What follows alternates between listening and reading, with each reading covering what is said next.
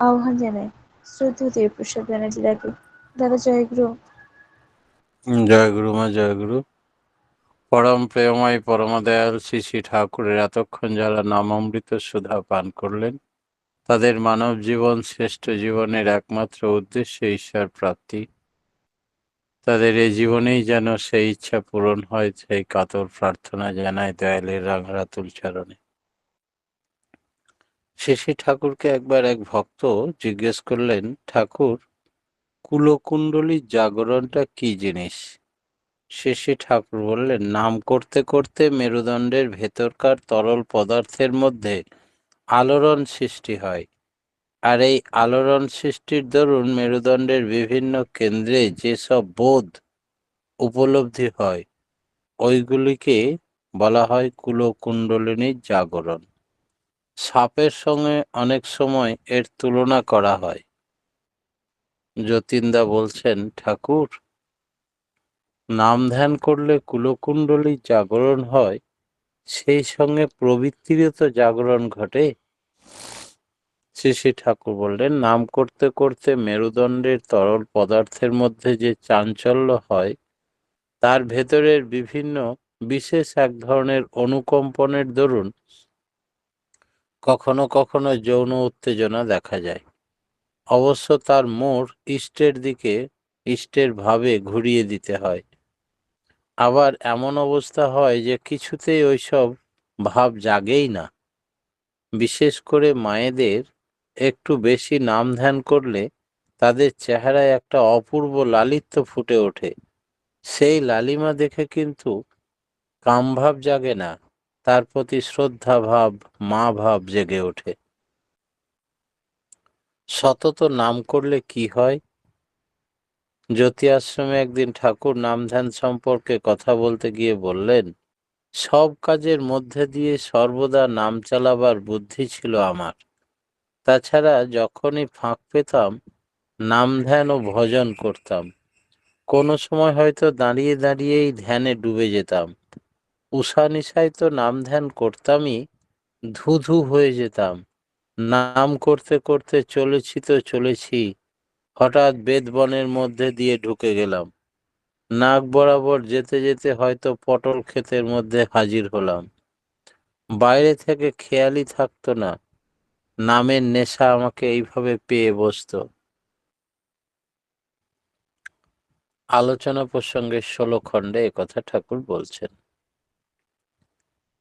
নাম পিণ্ডি মন, ব্রহ্মাণ্ডী মন এবং নির্মল চৈতন্য রাজ্যের মন, এই নামকে বলা হয় ধূনাত্মক নাম। বিশ্ব ব্রহ্মাণ্ডের যা কিছু কম্পন থেকে সৃষ্টি, এই নামের মধ্যে আছে কম্পনের ক্ষেত্র। এই কম্পনের মরকজ, তাই এটা সব যা কিছুকেই ফুলফিল করতে পারে। আধ্যাত্মিক যা, তার থেকেই সৃষ্টি হয় শরীর মন। আধ্যাত্মিকতার উপরে দাঁড়িয়ে আছে দুনিয়ার যা কিছু। মনের নানা স্তর আছে, যেমন পিণ্ডি মন, ব্রহ্মাণ্ডী মন আর নির্মল চৈতন্য রাজ্যের মন। এই 3 রকমের মন। পিণ্ডি মন হচ্ছে সংকীর্ণ জগতে বাস করে। ব্রহ্মাণ্ডী মন সবার স্বার্থে স্বার্থান্বিত হয়ে সকলের উপকার করাই তার কাজ। তার থেকে আসে ইউনিভার্সাল ইন্টারেস্ট, সর্বতোমুখী আগ্রহ। এর মধ্যে কামনা বাসনা থাকে, সে কামনা অপরের কল্যাণ সাধনের কামনা। নির্মল চৈতন্য রাজ্যের যে মন বিরাজ করে, তা নাম নামিময় হয়ে থাকে। তার নিজস্ব কোনো কামনা বাসনা বলে কিছু থাকে না। পরমপিতা তাকে যখন যেভাবে চালান তখন সে সেইভাবে চলতে রাজি থাকে। সে মন পরে ইষ্ট অনুগত হয়ে চলে। মনকে কেন্দ্রীভূত করার জন্য মানুষ কখনো কখনো কীর্তন করে, কখনো ধ্যান করে, আবার কখনো ভজন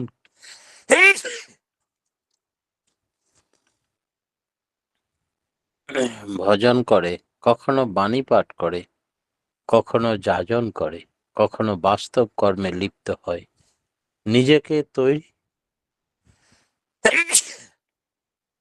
নিজেকে তৈরি করবার জন্যই সবকিছু।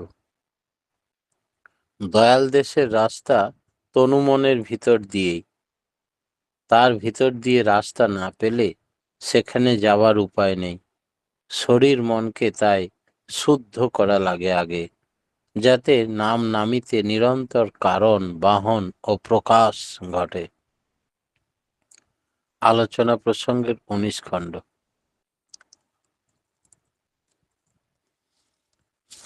ধ্যান মানে অনুরাগ মুখর চিন্তা। ধ্যান সম্বন্ধে শ্রী ঠাকুর একদিন বলছিলেন, মানুষ ধ্যান ধ্যান করে, অথচ ধ্যান বলতে সে বোঝে না, একাগ্রতা না হয়ে ফিক্সেশন মনে করে, ওতে মাথার কর্ম শেষ হয়ে যায়। ধ্যান মানে হলো অনুরাগ মুখর ইষ্ট চিন্তন, ইষ্ট স্বার্থ প্রতিষ্ঠার পরিপোষক করে ভেতরে যা কিছু নিয়ন্ত্রণ, সামঞ্জস্য ও সমাধানের বুদ্ধি স্থিরকরণ। এইভাবে চিন্তা করে বুদ্ধি স্থির করে কাজেও তা বাস্তবে করা যায়, তাতেই হয় ধ্যানের সার্থকতা। চরিত্রের ইষ্টানুরাগ বিন্যাস হয় ওতে। প্রকৃত ধ্যান ও সৎনাম কি? প্রকৃত ধ্যান হচ্ছে ইষ্ট সম্বন্ধীয় চিন্তা, ইষ্ট স্বার্থ প্রতিষ্ঠার্থে কি কি করব, কেমন করে করব, কিভাবে নিজেকে নিয়ন্ত্রিত করব, কোন চলনে চলবো ইত্যাদি চিন্তা। মন তো নিশ্চল থাকে না, মনন চলেই। সর্বপ্রকার মনন যখন ইষ্টার্থী ও ইষ্টানুরাগ হয়, তাদের বলে প্রকৃত ধ্যান। এই হলো একাগ্রতা। একাগ্রতা মানে নিথর অবস্থা নয়, নিষ্ঠানন্দিত একমুখে চিন্তা চলনই একাগ্রতা। তাই ইষ্টের স্বার্থে সবসময় চিন্তায় নিমগ্ন থাকাকেই প্রকৃতপক্ষে ধ্যান বলে। আমাদের মনে রাখতে হবে, যজন যাজন নিত্যকর্ম। যজনও যেমন, তেমনি যাজনও নিত্যকর্ম। একটাকে বাদ দিয়ে যেমন আর একটা হয় না। আর ইষ্টভৃতি হলো ইষ্টপ্রাণতার স্পাইনাল কর্ড, মেরুদণ্ড। আবার বললেন, নাম করার এমন অভ্যাস করে ফেলতে হয় যেন সদা সর্বক্ষণ নাম চলে। কথা বলছেন তবুও ভেতরে নাম চলবে, ঘুমোচ্ছেন তবুও নাম। এইভাবে মাথার মধ্যে নাম যখন কন্টিনিউ হতে থাকবে, ঘুম থেকে উঠে দেখলেন আবার নাম, আবার ঘুমের মধ্যেও যা হচ্ছিল ঘুমের পরেও তাই হচ্ছে, তখন টের পাওয়া যায় যে সুরতে নাম হচ্ছে। এই সুরতে নাম বলারাই হচ্ছে বাকসিদ্ধ। ধ্যানের সময় মন বিক্ষিপ্ত হলে সুশীলদা একদিন জিজ্ঞেস করছিলেন যে ধ্যানের সময় মন বিক্ষিপ্ত হলে কি নাম ধ্যানে লেগে থাকলেই আবার মন ঠিক হয়? শ্রী ঠাকুর বললেন, অনেকখানি ঠিক তাই। মনকে ত্রাণ করে যা, তার নাম মন্তর। সেই জন্য মন্ত্রে ডুবিয়ে দিলেই আবার মন ঠিক হয়ে যায়। একাগ্রতা কেমন করে জাগে ঠাকুর? ঠাকুর বললেন, কনসেন্ট্রেশন বা একাগ্রতা মানে উইথ সেন্টার, কেন্দ্রের সঙ্গে যা কিছু ইষ্টস্বার্থ প্রতিষ্ঠা, পরিপোষণই করে তোলা নিজেকে। এর ভেতর দিয়েই আসে একাগ্রতা। সন্ধ্যা আহ্নিক যেমন করে মানুষ, তার উদ্দেশ্য আছে, সেইভাবে নিয়মিত সবসময় সদা জাগ্রত হয়ে নাম করতে হয়। নাম ধ্যানের সময় যদি আজে বাজে চিন্তা আসে, কি করব? শ্রী ঠাকুর বললেন, অ্যাভয়েড করতে হয়। আর অ্যাভয়েডের চেষ্টা না করে তা ইষ্টার্থে পরিবেশনই করে তুলবে। তাহলে দেখবে সবটার মধ্যে দিয়ে একটা কমন ফ্যাক্টর বের হয়ে আসে। তারই তাৎপর্য গিয়ে কিভাবে তা হয়েছে বোঝা যাবে। প্রত্যেকটা বিষয় বা কর্মের কারণকে অনুসন্ধান করো, নাম করতে করতে তার প্রকৃত কারণ উদ্ঘাটিত হবে। ঘাটালের দুইজন উকিল দাদা একবার ঠাকুরের আশীর্বাদ ভিক্ষা করতে গেছেন, যেন আমরা আপনার ইচ্ছা পূরণ করে চলতে পারি। শ্রী ঠাকুর বললেন, আপনারা উন্নত হন, সংহত হয়ে উঠুন, সমস্ত রাষ্ট্রে ছেয়ে যান, বিশ্বে ছেয়ে যান, সর্বত্র ছেয়ে যান, সুখে সুদীর্ঘজীবী হয়ে উঠুন, বেঁচে থাকুন, এই আমার স্বার্থ। পারবেন তো দাদা? একাগ্রতা বা কনসেন্ট্রেশন এবং ফিক্সেশন বা ত্রাটক, এই দুই ধরনের ধ্যানের কথা শ্রী ঠাকুর বললেন। ধ্যান মানে লোকে বোঝে না, অথচ কসরত করে ফিক্সেশন করে, মানুষকে মূঢ় করে। লোকে সাধারণত ধ্যান বলতে ফিক্সেশনকেই বোঝে। ফিক্সেশন আর কনসেন্ট্রেশন দুইয়ের মধ্যে আকাশ পাতাল পার্থক্য। কনসেন্ট্রেশন হচ্ছে একাগ্রতা, মানে সেন্টার, কেন্দ্র সম্বন্ধীয় চিন্তা। এতে মনের দুনিয়া ও বাইরের দুনিয়ায় সমস্ত বিরোধ, অর্থহীন, সম্পর্কহীন, বিচ্ছিন্ন, বৈচিত্র্য ইষ্ট সম্পর্কে সম্পর্কিত হয়ে জীবনটাকে সার্থক করে তোলে। নিরন্তর গ্রন্থির নিরসনের উপায় কি? আমাদের নিরুদ্ধ গ্রন্থিগুলি নিরসন ও সমাধানের উপায় হচ্ছে ইষ্ট স্বার্থ প্রতিষ্ঠার আকুতি নিয়ে নাম ধ্যান করা। ওইগুলি জেগে উঠতে থাকে, তার নিয়ন্ত্রণ এবং সামঞ্জস্য আপনি আপ হতে থাকে জীবনে। তাই নাম ধ্যানের মাধ্যমে সর্ব সমস্যার সমাধান হয়। আর এই সমাধানের পথ আবিষ্কৃত হয়। ইষ্ট আর ইষ্ট স্বার্থ মনের আনাগোনা, এমনি করে ধ্যানে আসে চিত্ত সংযোজনা। মস্তিষ্ক কোষগুলো নামের তরঙ্গে যতই আন্দোলিত এবং আলোড়িত হতে থাকে, ততই ওগুলোর ভিতর অনুসৃত নানা চাপ প্রকাশ পেতে থাকে। অনেক বীভৎস চিন্তা, কল্পনা প্রবৃত্তি হাজির হতে থাকে। অনেকে ওইসব দেখে আঁতকে উঠে, ভাবে আমার বুঝি অধোগতি হচ্ছে। আবার কেউ কেউ মনে একাগ্র, সংহত, সংযত হচ্ছে না, মনের চঞ্চলতা ও মলিনতা বেড়ে যাচ্ছে বলে মনে করে, ইত্যাদি ভেবে নাম করাই ছেড়ে দেয়। তা কিন্তু ঠিক নয়। নামে সুপ্ত গুপ্ত যা কিছু সব আত্মপ্রকাশ করে, সেইটিতেই তোমার লাভ। তখন বোঝা যায় নামের ক্রিয়া হচ্ছে, কিন্তু ধ্যান সমন্বিত নাম চাই। মনের কোণে যাই উঁকি মারুক না কেন, ধ্যানের সাহায্যে সেটাকে ইষ্টের সঙ্গে সঙ্গতিশীল ও ইষ্ট স্বার্থ পূরণ করে তোলার কায়দাটা মাথায় এঁটে নিতে হবে। আবার বাস্তব কর্মের ক্ষেত্রে হাতে কলমে করতেও হবে তেমন ভাবে। এমনতর করে চলার মধ্য দিয়ে এগুলির সমাধান ও নিরসন হয়। নচেৎ ধামাচাপা দেওয়ার অবস্থায় থাকে। কখন যে কোন প্রবৃত্তি বেরোবে, বেঘরে ফেলে দেবে, ঠিক নাই। শরৎদা একদিন জিজ্ঞেস করছেন, ধরুন নাম ধ্যানের সময় একটা জঘন্য চিন্তা মাথায় এলো, তখন কি করব ঠাকুর? শ্রী ঠাকুর বললেন, অস্থি বৃদ্ধির বিরোধী যা, ইষ্ট স্বার্থ প্রতিষ্ঠার প্রতিকূল যা, তাকেই বলতে পারেন জঘন্য।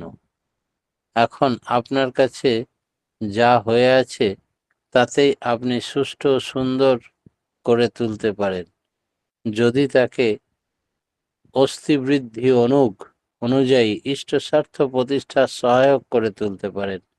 ধরুন কোনো মেয়ে ছেলের প্রতি অবাঞ্ছিত অনুরাগ আপনার জেগে উঠল, এটা আপনার মনের তলায় চাপা আছে। নাম ধ্যানের সময় সেই চিন্তাটা ভেসে উঠল, তখন ওই চিন্তায় অস্থির হয়ে আপনি ওটাকে যতই তাড়াতে চেষ্টা করছেন, ততই যেন ওটা আপনার সামনে আরো পেয়ে বসছে। কিন্তু তখন যদি আপনি চিন্তা করেন, আমি যদি ভালোই বাসি কাউকে, তার যাতে ভালো হয়, তাই তো আমার করা করণীয় বা উচিত।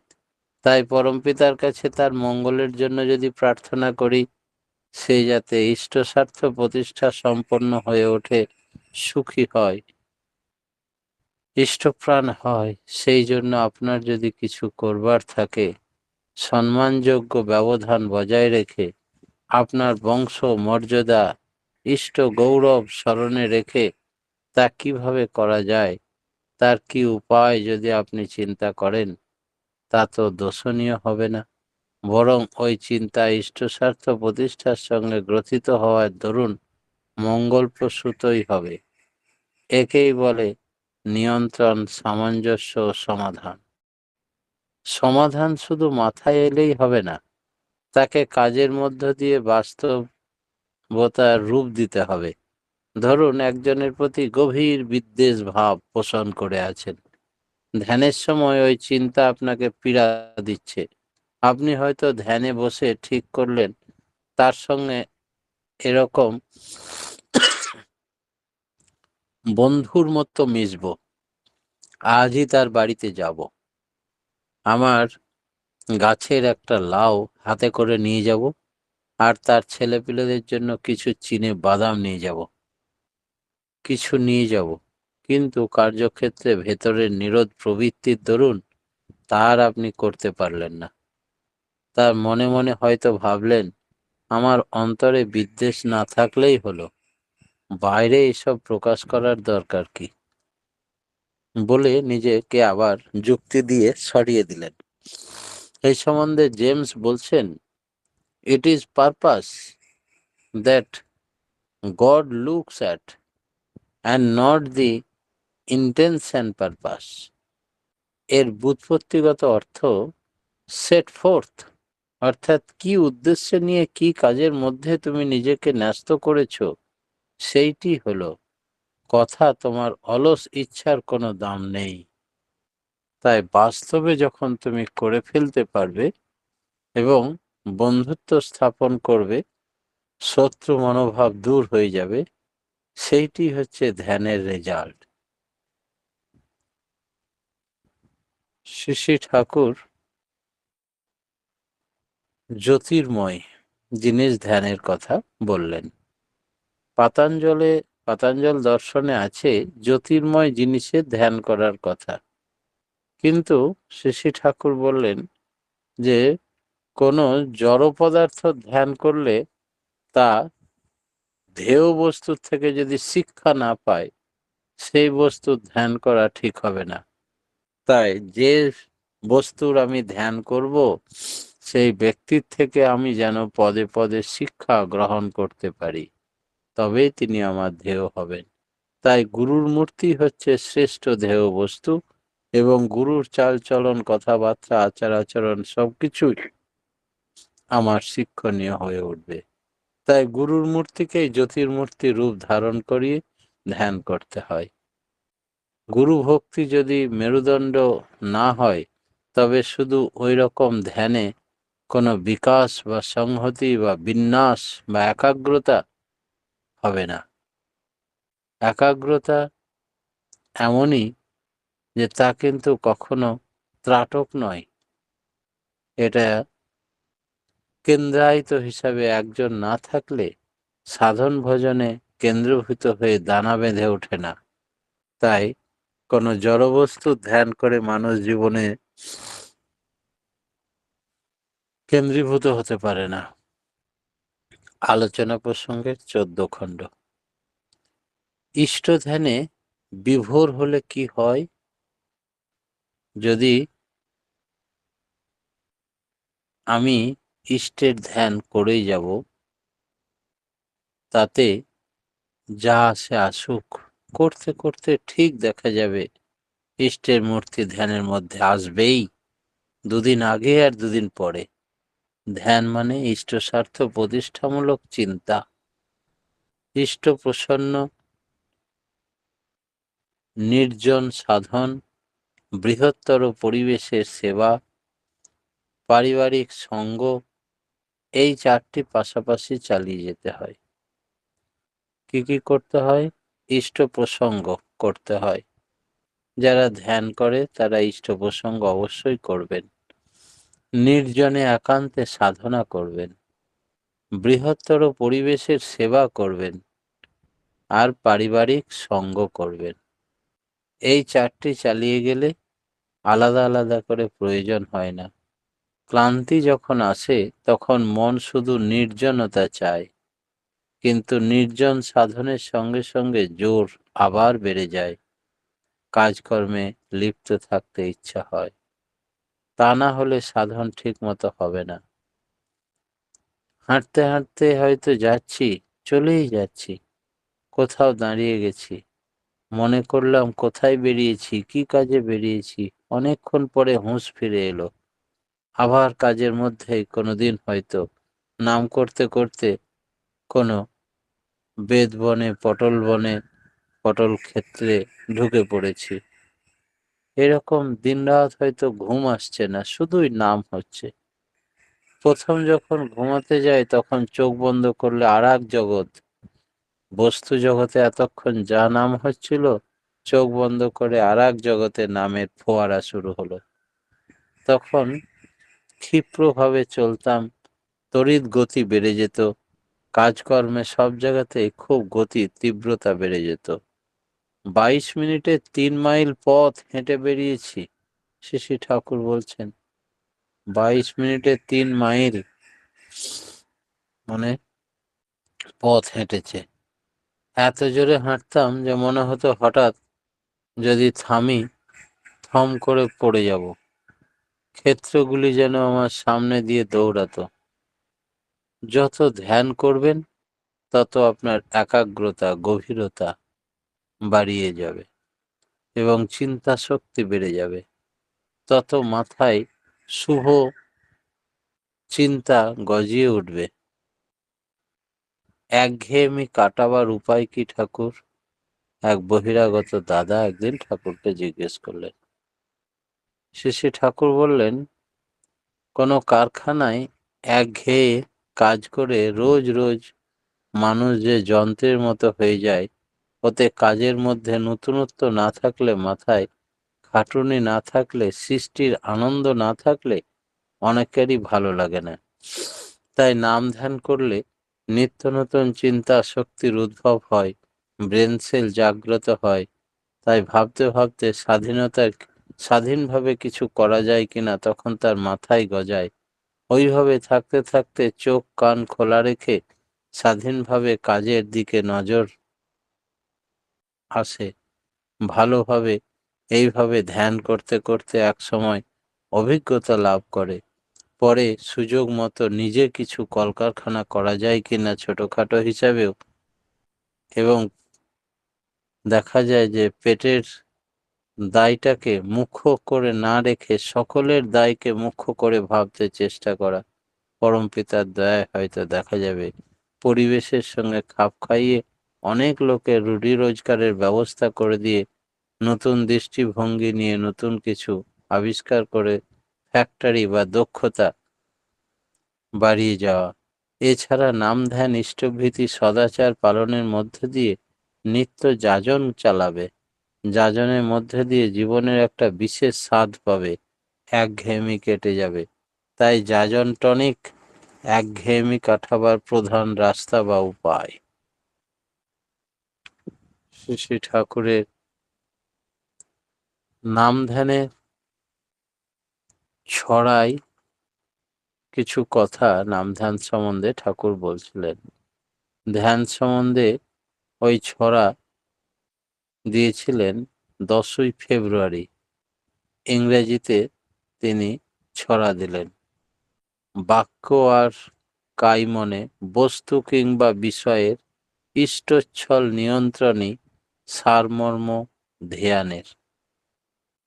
সূক্ষ্ম সার্থক বিভেদ বিচার সফল অনুভব, ক্ষিপ্র চিন্তা স্মৃতিকর্ম ধ্যানেরই বিভব। শ্রী ঠাকুর বললেন, দুটোর মধ্যে অনেক ফারাক। আমাদের মনেও কত রকম যে সমস্যা ও প্রশ্নের উদয় হয়, সব সময় আমরা চেষ্টা করি আমাদের আদর্শ বিশ্বাস অনুযায়ী সেগুলির সমাধান খুঁজে পেতে, তা কিন্তু পারি না। তাহলে মনের দ্বন্দ্ব ঘুচে না। তাই অনুসন্ধিৎসু সভায় যেভাবে আলোচনা করে তার বক্তা এবং শ্রোতা প্রত্যেকেই সমাধানী চিন্তায় অভ্যস্ত হবে। যাজনের ক্ষেত্রে সেসব ক্রূর প্রশ্ন উঠতে পারে, তার সমাধান কিভাবে আপনি করবেন? পরমপিতার উপরে ন্যস্ত করুন, নির্ভর করুন, ভরসা রাখুন, বিশ্বাস করুন। পরমপিতার সকল সমস্যার সমাধানে যুক্তিতর্ক আপনার মুখ দিয়ে বার করে সমস্ত জ্ঞান গরিমায় ভূষিত করে দেবে। এই জ্ঞান মানুষকে সমাধান সমৃদ্ধ নির্দ্বন্দ্ব ভূমিতে উপনীত হতে সাহায্য করবে। ভালো করে যাজন করতে হয়। যাজনের আগে যজন বা ধ্যান অবশ্যই নিজেকে করতে হবে। তবে এগুলো ধ্যানের মাধ্যমে সব সমাধান সম্ভব। ব্যক্তিগত ধ্যান ধারণা পরিপুষ্ট হয়ে উঠবে। ধ্যান বলতে ইষ্টকেন্দ্রিক নিয়ন্ত্রণ, সামঞ্জস্য, সমাধান মুখর চিন্তন। ধ্যান এসেছে বোধহয় ধৈ ধাতু থেকে। তাই পরিপূর্ণ ভক্তের অহং নাই। যে ভক্ত পরিপূর্ণ হয়ে গেছে পরম পিতার আশীর্বাদে, তার কখনো কোনো অহংকার প্রকাশ পায় না। আর যেগুলো ফাঁকা কলসি, সেগুলোই জল ভরতে গেলেই ভক ভক আওয়াজ হয়। সেই জন্যে জ্ঞানের অভাব তার, সেই জন্যে অহংকার ঝলকে ঝলকে প্রকাশ পায়। শ্রী শ্রী ঠাকুর সেই সম্বন্ধে বললেন, নাম খুব করে করতে হয়। আসন করে বসে যেমন নাম করতে হয়, চলাফেরা কাজকর্মের মধ্যেও তেমনি নাম করতে হয়। নামে সস্তা ভাবে নিজের বিবেকের জাগরণ ঘটে। আর ইষ্টকেই একমাত্র স্বার্থ করে নিতে হয়। আর আমার দ্বিতীয় কোনো স্বার্থ নেই। যাই করি আর তাই করি, কানু ছাড়া গীত নেই। তাহলে ঠাকুরের ভাবে ভাবিত হয়ে থাকবেন। আমি যদি দুনিয়াদারির মালিকও হই, তাতে আমার কিছু আসে যায় না। ঠাকুরের সুখ সুবিধা আমি কি কতটা করতে পারলাম, তার প্রতিষ্ঠা, এইটাতেই আমার প্রাপ্তি। ভূতের ব্যাগার খাটলাম না মিছিমিছি বঞ্চিত হয়ে থাকলাম। আমার এই কাজকর্মে ইষ্টের প্রতিষ্ঠা কতটুকু হলো, এটাতেই আমার লাভ লস। তাই ঠাকুর যদি একটু তুষ্ট হন, তৃপ্ত হন, এইটাই আসল বোধ। এই মনে করব আমি বস্তুমূল্য বিরাট লাভের কিছু করেছি, তাতে কিছু আসে যায় না। এতে অহংকার হয়তো বাড়তে পারে। কেষ্টদা, দাদা, আচ্ছা, পরম প্রেমময় শ্রী শ্রী ঠাকুরের রাঙারাতুল চরণে আজকের মতো আমি আমার বক্তব্য এখানে শেষ করলাম। জয় গুরু। জয় গুরু দাদা। খুব সুন্দর আলোচনা শুনলাম। আসলে অনেকের প্রার্থনার টাইমটা এগিয়ে যাচ্ছে বলে এই জন্য বাধ্য হয়ে বন্ধ করতে বাধ্য হলাম। দাদা তো খুব সুন্দর আলোচনা করছিলেন যে কুণ্ডলিনীর জাগরণ কি করে হয় বা কথাটার অর্থ দাদা সুন্দরভাবে আলোচনা করলেন। মন তিন প্রকার: পিণ্ডি মন, বাণী মন, নির্মল চৈতন্য দেশের মন। এই তিন প্রকার মন। দয়াল দেশের রাস্তায় যেতে হলে মনকে শুদ্ধ করতে হবে। ধ্যান মানে অনুরাগ মুখর চিত্ত লেগে থাকা, তাই হচ্ছে ধ্যান। প্রকৃত ধ্যান ইষ্টস্বার্থ প্রতিষ্ঠার চিন্তা, নিষ্ঠানন্দিত একাগ্রতা আনে। যজন যাতন ইষ্টভীতি নিত্যকর্ম। আর 24 ঘন্টা নাম করলে স্রোত সাধনা হয়। মনকে ত্রাণ করে মন্ত্র। সদা জাগ্রত হয়ে নাম করতে হবে। খারাপ চিন্তাগুলো ইষ্টার্থে পরিণত করতে হবে। একাগ্রতাকে কেন্দ্র করে একাগ্রতা নিয়ে নাম করলে সমস্ত বিরুদ্ধ চিন্তাগুলোকে ইষ্টপথে চালিত করতে হবে তার ধ্যানের মাধ্যমে। নামে সুপ্ত গুপ্ত সব চিন্তাগুলো জেগে ওঠে, তাহলে ইষ্ট স্বার্থেই প্রতিষ্ঠা করতে হবে। খুব সুন্দর আলোচনা দাদা। আর আমাদের গুরুমূর্তি তারপরে নাম ধ্যান আর একজন হচ্ছে একদমই আমাদের চাকরিতে পরপিতার উপরে বিশ্বাস রাখতে হবে। বিশ্বাস রাখলেই তিনি সমাধান করে দেন। খুব সুন্দর আলোচনা দাদা, আমরা সমৃদ্ধ হলাম। পরম পিতা রাঙারাতুল চরণে আপনার সার্বিক মঙ্গল প্রার্থনা করি।